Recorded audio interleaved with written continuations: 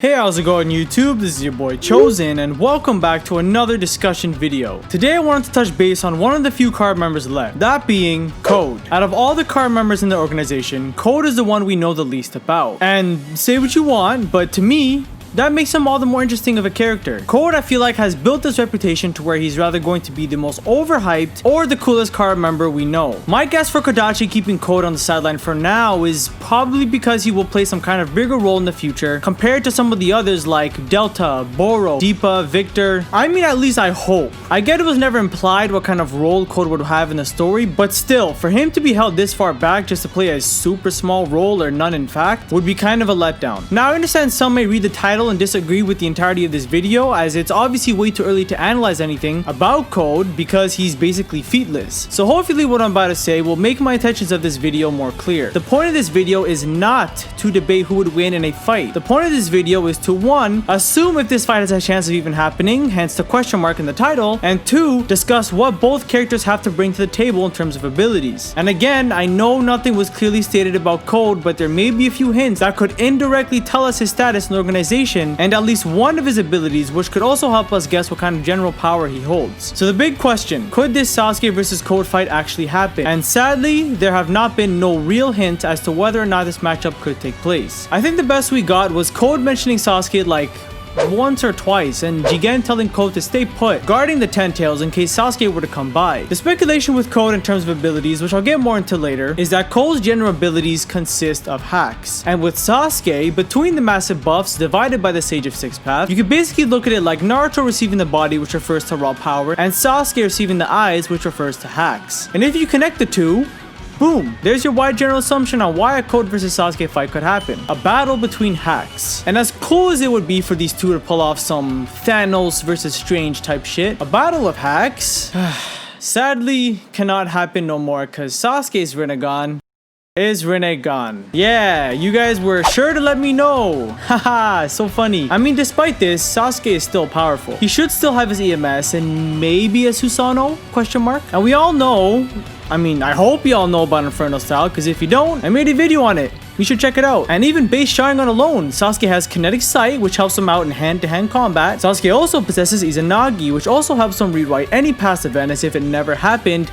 but for the sacrifice of that eye. For the people who claim that we haven't seen this new version of Sasuke fight yet, that's not entirely true. There have been 2 instances to where we see adult Sasuke fight with just a Sharingan or EMS, and that's in both the Kinshiki and Isshiki fight. I guess in the Kinshiki battle, he did use the Rinnegan to switch places with the stone statue, but you guys know what I mean. And Isshiki could have been the best example if he wasn't constantly out of chakra, which was one of the flaws with that arc. Basing it off of those 2 fights, Sasuke is clearly very much still powerful. The thing with Code is we know Jigen was the strongest member in that organization, and I know leader traits aren't only determined by power, but when you look at Kara in the manga, they don't look like the type of people who take orders from somebody weaker than them. If Jigen was super weak compared to the others, they just beat him until he gave them their wish. After Delta got her cheeks clapped by Naruto, Boro and Code go on to claim that Delta isn't strong enough to handle someone like him, and Code goes on to say that either he or Boro should be the ones to go at him next. So off the bat, Code makes the claim that he is superior to Delta. And just a little example to back up my point of Jigen clearly being far superior to anyone, he gets frustrated with Delta and tells her not to let him see her like this again and demands to know where Kashin Koji is. Normally, if any single Kara member talks to her this way, even if it's Code or Boro, she'll go all bitch mode and get super upset. But with Jigen,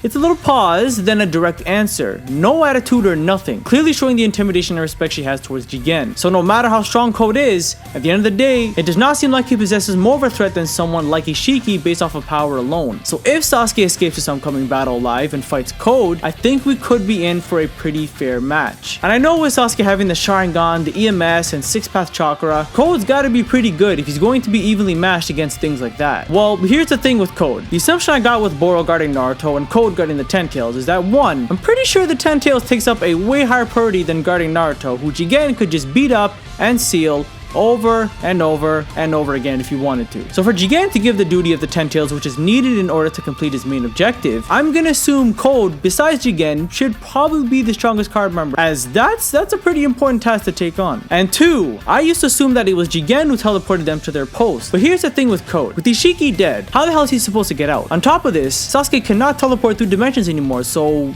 who's gonna go after Code and the Ten Tails? The only two scenarios I can see is that in the future, a model creates a teleporter that allows users to teleport through dimensions, or Boruto further controls his powers and creates portals himself, which is where we could possibly get our Sasuke versus Code battle. Or 2, Code possesses space-time ninjutsu, and for those who find it extreme to possess a rinnegan ability just like that, the model gave Delta the power to shoot out beams of light that counter Naruto's regenerative abilities, meaning a single attack of this will rather kill him or heavily wound him. Whatever Naruto loses from that attack, he cannot gain back, and I'm talking him in his six-path form. So seeing the genius the model is, I doubt it's a stretch to say he can develop such things as portal granted abilities, which could also back up the claim of him possessing multiple hacks. I mean, hey, Cole's gotta get out somehow. Whether someone gets to him or not, it's gonna happen one way or another. And despite Sasuke sadly losing his rinnegan, which is where a majority of his hack-like abilities come from, I already mentioned this in my Fate of Sasuke video, but if, very hard if, because it probably won't happen, but if Sasuke were to take modifying parts to his body like Ao, with the extra abilities he would gain, I think we could potentially then see an actual hacks versus hacks battle. But at the end of the day, this is all just random speculation. I could be completely wrong, and that's okay, because these kinds of videos are meant to be made for fun, to guess and see if I could possibly guess something right about the story